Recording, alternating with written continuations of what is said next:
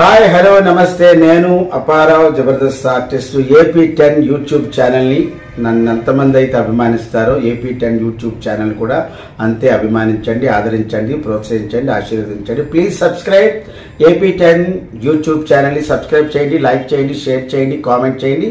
పక్కన ఉన్న icon bell touch చేస్తే వారి నోటిఫికేషన్స్ అన్నీ మీకు వస్తాయి. నిరంతరం వార్తల గురించి ఎంటర్టైన్మెంట్ కోసం చూస్తూనే ఉండండి AP10 YouTube channel. Good luck to AP10 YouTube channel. This is Aparav Jabardast. AP10 news కి స్వాగతం. నేను సుమలత. ఇటీవల కాలంలో సోషల్ మీడియాలో విపరీతమైన విషపూరిత రాతలు ఎక్కువగా ఉంటున్నాయని అడ్వకేట్ దళిత సంఘర్షణ సమితి నెల్లూరు జిల్లా అధ్యక్షుడు ఎస్ మల్లి అన్నారు. సోషల్ మీడియా అనేది ఈ రోజు జరిగిన సంఘటన ఏదైనా అతి వేగంగా చేరవేసే సోషల్ మీడియా అనవసరమైనటువంటి రాగద్వేషాలకు, వ్యక్తిగతాలకు, కుటుంబాల గురించి విషపూరితంగా రాతలు రాస్తున్నారని ఆవేదన వ్యక్తం చేశారు. చిన్న పిల్లలు సెల్ ఫోన్లు వాడుతూ సోషల్ మీడియా ద్వారా చెడు మార్గాల్లో నడిచే అవకాశం ఉందని తల్లిదండ్రులు పిల్లల పట్ల అప్రమత్తంగా ఉండాలని తెలిపారు. సోషల్ మీడియా అనేది ప్రజలకు వార్తలను చేరవేసేలా ఉండాలి కానీ సభ్య సమాజానికి తప్పుడు సందేశాన్ని ఇచ్చేలా ఉండకూడదని అన్నారు. సోషల్ మీడియాపై ఇలా ప్రవర్తించే వారి పట్ల ప్రభుత్వాధికారులు, పోలీసు అధికారులు వీటిపై దృష్టి సారించాలని, అట్టి వారిపై చర్యలు తీసుకోవాలని కోరారు. నా పేరు ఎస్ మల్లి, నేను ఒక అడ్వకేట్ని. ఇప్పుడు ఇటీవల మనం సోషల్ మీడియాలో ఒక విధమైనటువంటి విషపూరితమైనటువంటి రాతలు ఎక్కువైపోయినాయి. అవి సమాజాన్ని చాలా కలుషితం చేయటమే కాకుండా అది చాలా ఇదివైనటువంటి దారి తీస్తుంది. అది చేయటం అనేది చాలా అన్యాయము. ఎందుకంటే సోషల్ మీడియా మీద ప్రభుత్వము, పోలీస్ అధికారులు ఆధిపత్యం ఉండాలి, కానీ ఒక స్థాయిలో ఉండాలి. అది జర్నలిజం అనేది ఒక స్థాయిలో ఉండాలి. సోషల్ మీడియా చర్చ అనేది ఒక విధంగా ఉండాలి. ఇప్పుడు చిన్న 6 సంవత్సరాల పిల్లలు కూడా ఈ సెల్ ఫోన్ చూడటం వల్ల అది సమాజానికి కింద స్థాయి నుంచి కలుషితం ఏర్పడి ఒక ద్వేషభావాలు ఏర్పడుతున్నాయి. మనుషుల మధ్య ప్రేమ భావాలు ఏర్పడాలి తప్ప ద్వేషభావాలు మాత్రం ఏర్పడకూడదు.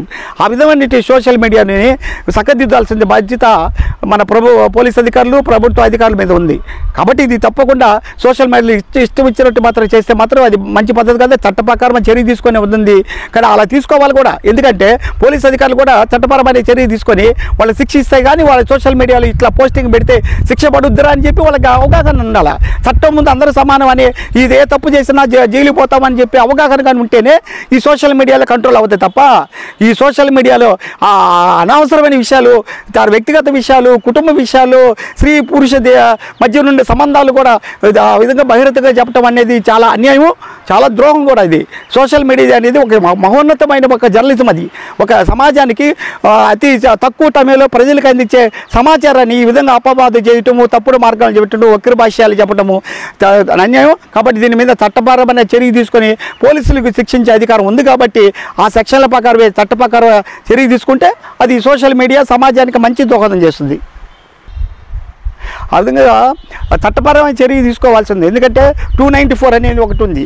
అది IPC 294 అయితే 506 అయితే 509 అయితే ఇవన్నీ కూడా అన్ని సెక్షన్స్ ప్రకారము చట్టపరమైనటువంటి శిక్షించే అధికారము ఉంది. అది కానీ తల్లిదండ్రులు కూడా చిన్నపిల్లకాయలకి ఫోన్లు పట్టేయకుండా వాళ్ళ ఆ యొక్క సోషల్ మీడియాని అవగాహన చేసుకొని ఇతరుల మీద రుద్దే విధంగా, రాసుకునే విధంగా చేయొద్దు.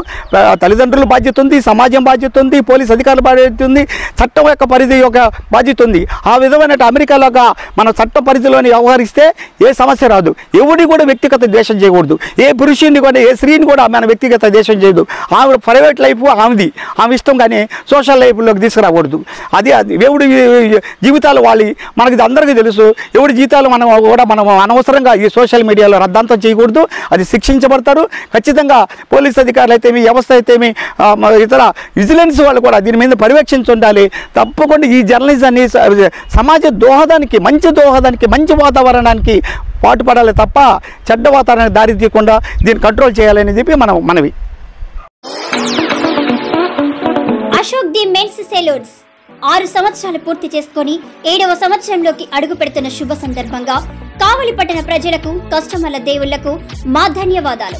ఇలాగే మా వ్యాపారానికి సహకరించాలని కోరుకుంటూ ఈ శుభ సందర్భంగా మా సెలూన్స్ నందు ఫేషియల్స్ పై 30% తగ్గింపు ధరలతో మా వద్ద అన్ని రకాల ఫేషియల్స్ మరియు బాడీ మసాజ్, హెయిర్ స్ట్రైట్నింగ్ లభించును. ప్రొప్రైటర్ మీ అశోక్ ది మెన్స్ సెలూన్స్.